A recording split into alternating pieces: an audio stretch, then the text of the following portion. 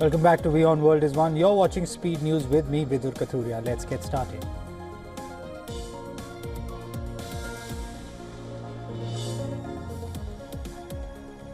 Shefali Verma's whirlwind 87 and Deepti Sharma's all-round brilliance helped India beat South Africa by 52 runs to clinch their first ever ICC Women's ODI World Cup title. Batting first, half centuries from Shefali and Deepti powered India to 298 for 7. In reply, South Africa skipper Laura Woolward fought hard with a gutsy 101 but found little support from the other batters as South Africa were bowled out for 246.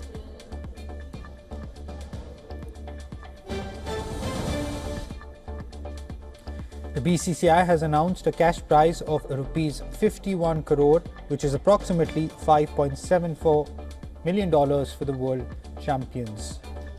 The women in blue have finally put the heartbreaks of the 2005 and 2017 World Cup finals behind them, as they beat South Africa to claim their maiden world title across both ODI and T20I formats.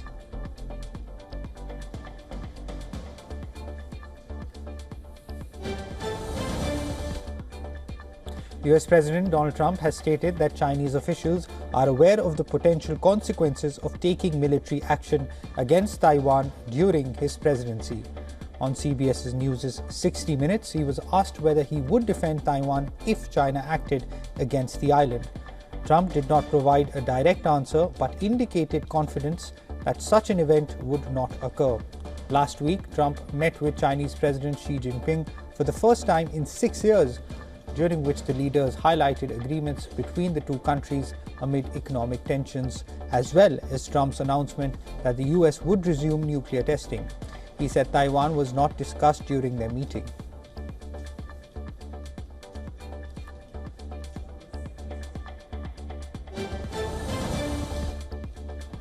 Donald Trump has said that he is considering a range of military options in Nigeria following the killing of Christians in the country. Speaking to reporters aboard Air Force One, Trump did not rule out deploying US troops on the ground or launching airstrikes. He said that the attacks were occurring in very large numbers and emphasized that the United States would not allow such killings to continue.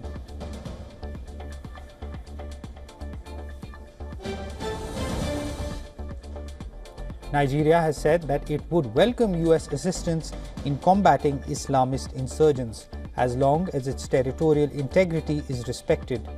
The announcement came in response to President Donald Trump's recent threats of military action over what he described as the persecution of Christians in the West African nation. Daniel Bwala, an advisor to Nigerian President Bola Tinubu, emphasized that the country welcomed help but insisted that any support must respect Nigeria's sovereignty.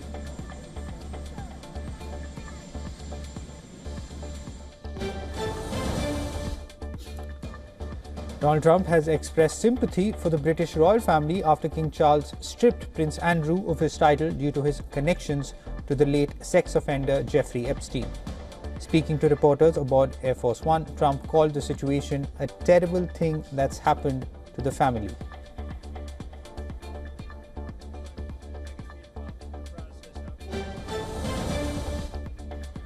The Pentagon is pushing to strengthen defense cooperation with Vietnam. US Secretary of War Pete Hegseth has called for closer military ties as talks continue on potential arms supplies. Vietnam, long reliant on Russian-made weapons, is seeking to diversify and modernize its forces. Since the US lifted its arms embargo in 2016, Washington has delivered 3 Coast Guard cutters and 3 T-6 training aircraft, with more support planned. Both countries agreed to promote security ties, explore joint defense projects, and expand efforts on war legacy cleanup, including dioxin removal from the Vietnam War.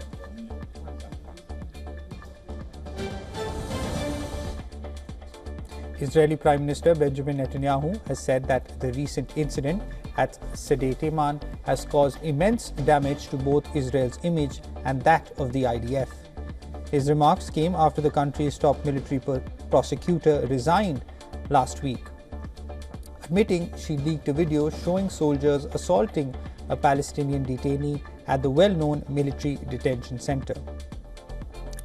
The resignation and the leaked footage have sparked criticism and raised questions about accountability within Israel's military justice system.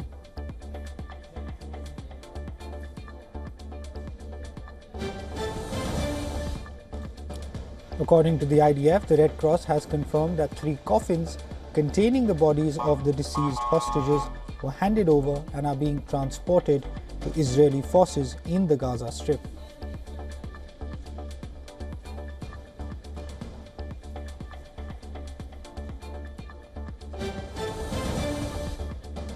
Israel has warned of escalating attacks against Hezbollah in southern Lebanon. Smoke was reported across parts of the south, as Israel said it would act if Lebanon failed to prevent Hezbollah from rearming. Prime Minister Netanyahu told a cabinet meeting that Hezbollah is attempting to rebuild its arsenal and that Israel reserves the right to self-defense under last year's ceasefire agreement if Lebanon does not stop it.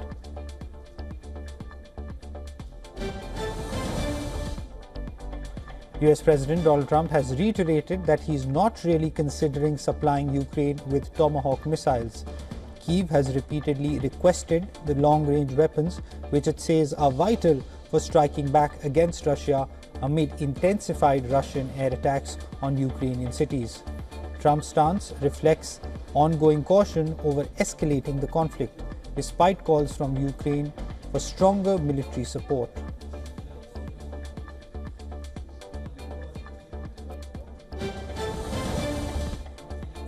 Ukraine's State Border Service has reported a surge in Russian strikes targeting the northern Chernihiv region, shifting from earlier attacks that focused on the northeastern Sumy and Kharkiv regions.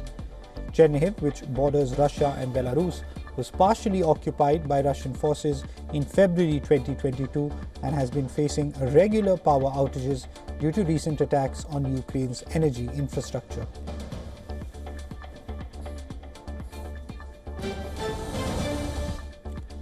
Turkey's largest oil refineries are increasing purchases of non-Russian crude oil following the latest Western sanctions on Russia.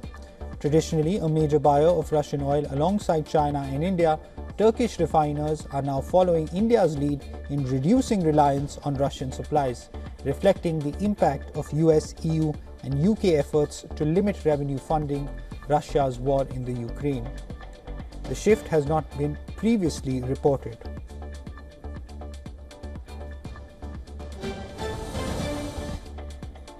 Mourners in Uruapan gathered for the funeral of slain Mayor Carlos Manzo, who was killed in an attack during a Day of the Dead event in the city center of Mexico City.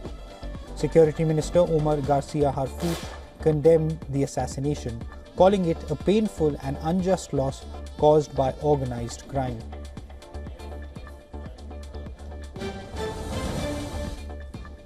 Tensions flared outside Serbia's parliament in Belgrade as hundreds of protesters rallied behind Dijana Hrka, a mother whose child died in last year's Novi Sad railway station roof collapse. Hrka began a hunger strike demanding justice for her son and the 15 others who were killed, calling for an investigation and for President Aleksandar Vučić to be questioned. Supporters of Vučić have pitched tents to block anti-government demonstrators from approaching parliament. Months of nationwide protests over the slow prosecution of those responsible have challenged Vučić's long-standing rule and fueled calls for early elections.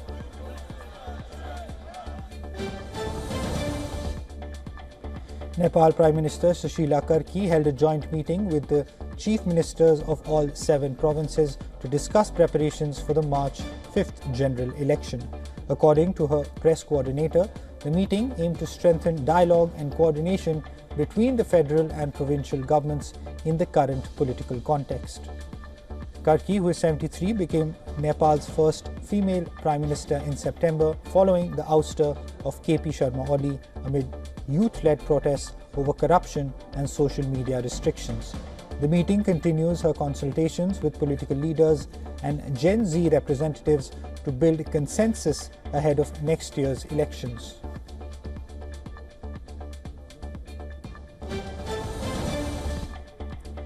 At least 20 people have been killed and more than 320 injured after a powerful 6.3 magnitude earthquake struck northern Afghanistan overnight. The quake hit near Khulm, close to Mazar-e-Sharif, at a shallow depth of 10 kilometers. Tremors were felt as far away as Kabul. The US Geological Survey has issued an orange alert warning that significant casualties are likely and the disaster could be widespread. This comes just 2 months after another devastating quake killed over 2,200 people, posing yet another major challenge for a nation already struggling with poverty and ongoing recovery efforts.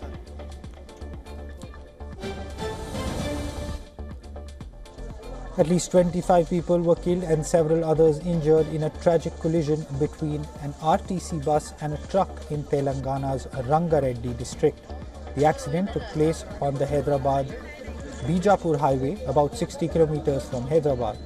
The bus travelling from Tandoor to Hyderabad was hit head-on by a concrete-laden tipper truck from the opposite direction. Passengers in the first 6 rows were crushed as the truck plowed into the bus, dumping its gravel load inside and intensifying the impact. The bus, belonging to the Telangana State Road Transport Corporation, was carrying around 70 passengers at the time of the crash.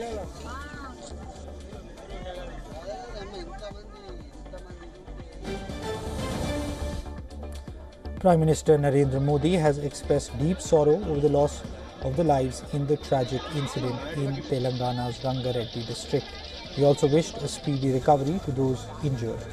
The Prime Minister has announced an ex gratia of 2 lakh rupees, around $2,270 US, for the families of those who lost their lives, and 50,000 rupees, approximately $570 US, for those injured.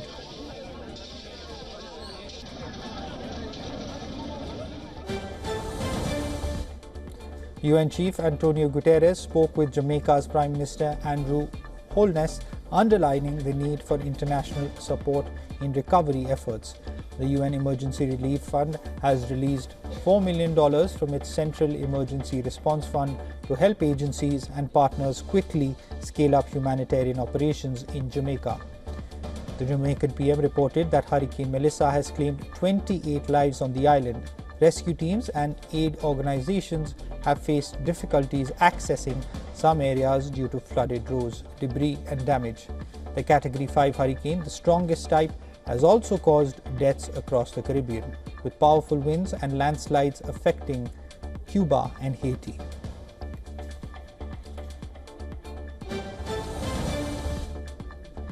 Delhi's air quality has showed slight improvement but remained in the very poor category, recording 319 compared to Sunday's 377.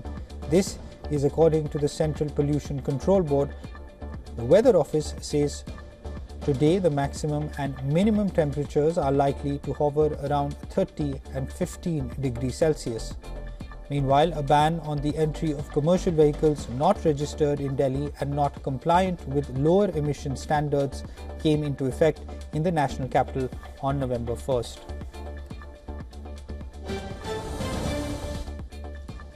Meta has denied allegations that it used adult content pirated from the web to train its AI models.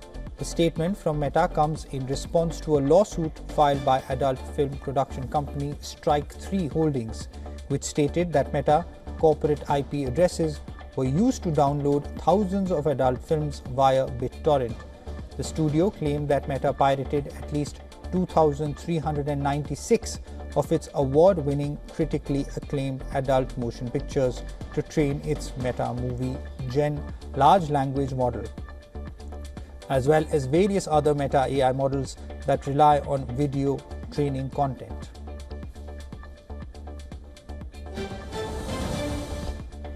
Chinese online retailer Shen has removed childlike sex dolls from sale after they were found on its website by France's consumer watchdog. The Directorate General for Competition, Consumer Affairs and Fraud Control, or DGCCRF, said it discovered the dolls along with other pornographic items and reported the matter to judicial authorities. In response, Shein said that items were immediately removed once identified and reiterated its zero-tolerance policy towards any content or products violating laws or company rules.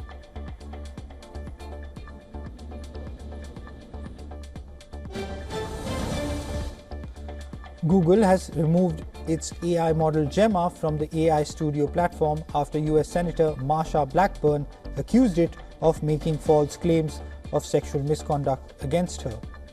In a letter to Google CEO Sundar Pichai, Blackburn said Gemma fabricated a story claiming she was accused of non-consensual acts during a 1987 campaign, a claim she called completely false. She also noted that links provided by the model led to error pages and unrelated articles. The company said it will remove Gemma from AI Studio but continue making it available through its API for developers.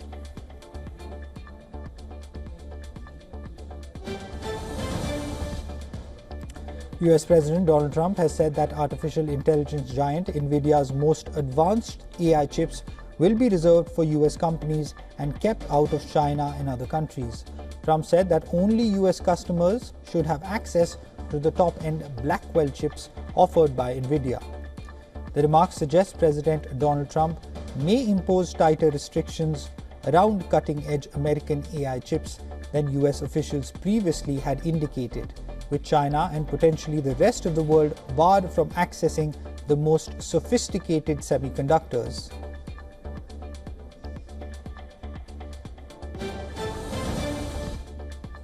China's Shenzhou 21 crewed spaceship has successfully docked with the Chinese space station, carrying 4 mice for a series of scientific experiments in the orbit. The mission marks the first time mice have been sent to China's space station as part of 6 major research projects covering life sciences, fluid dynamics, and lithium-ion battery performance in microgravity. The 4 mice, 2 males and 2 females, will spend 5 to 7 days in the orbit, helping scientists study stress, adaptation, and the possibility of reproduction in space.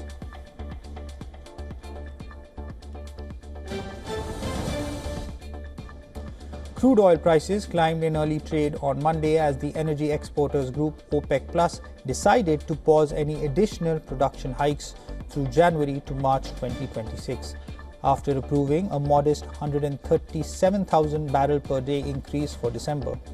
The move reflects growing concern over weak global demand and the threat of a supply glut, despite geopolitical risks in Russia and Ukraine keeping markets on edge. Analysts warn that ample output and soft demand could still weigh on prices through next year.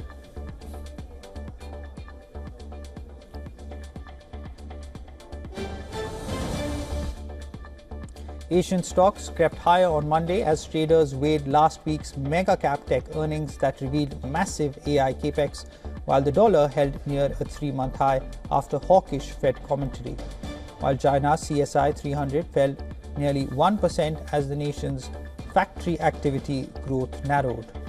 Oil rose after OPEC Plus paused output hikes for first quarter of 2026, cooling supply glut worries, while gold fell further from its record peak. Markets also remain wary of the US-China 12-month trade truce, with doubts it can hold. The spotlight now shifts to AI reporting this week, with investors demanding proof that heavy AI spend is starting to translate into returns.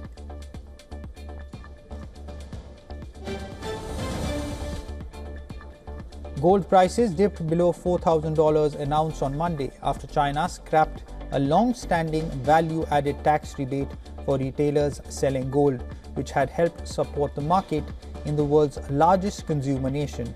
The tax measure covers bars, coins, jewelry, and processing products.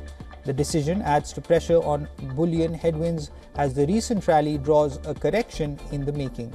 Analysts caution that while fundamentals remain strong, this policy shift could temporarily cool demand and squeeze prices.